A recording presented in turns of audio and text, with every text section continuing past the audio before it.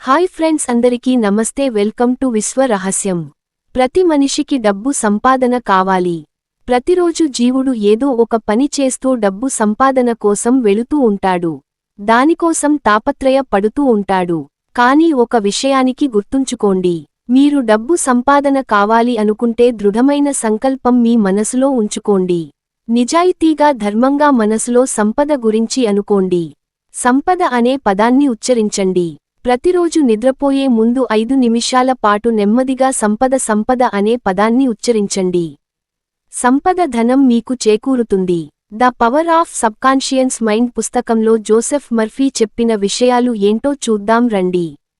సంపదకున్న ఒక గొప్ప మానసిక అవరోధాన్ని తుడిచిపెట్టండి. అంటే ఎవరైనా డబ్బు సంపాదిస్తుంటే వారు చూసి మీరు అసూయ పడకండి.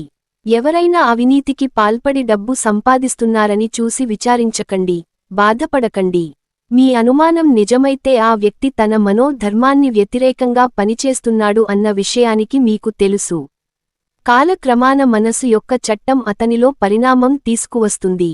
ఇంతకుముందు చెప్పిన కారణాల వలన మీరు మాత్రం అతన్ని విమర్శించకుండా గమనించుకోండి.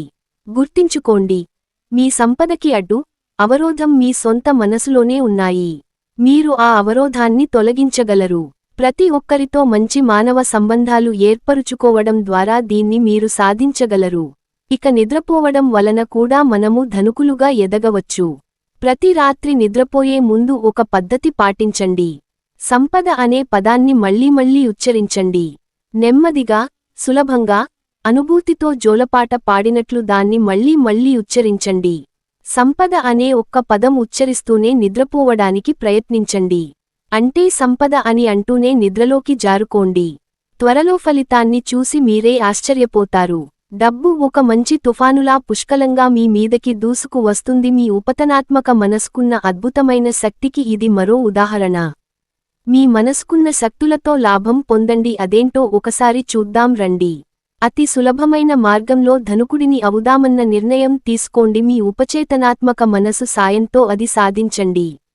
చెమటోడ్చి, ఎంతో శ్రమపడి సంపదను సమకూర్చుకోవడం శ్మశానంలో అత్యంత ధనికుడు అవడం లాంటిది.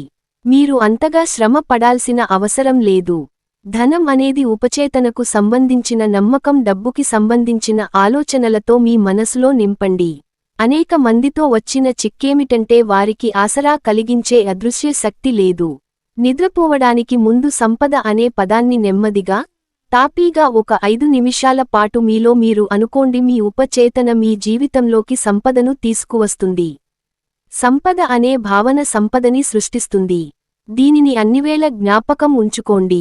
మీ చేతనాత్మక మనసుకి ఉపచేతనాత్మక మనసుకి ఏకాభిప్రాయం ఉండాలి.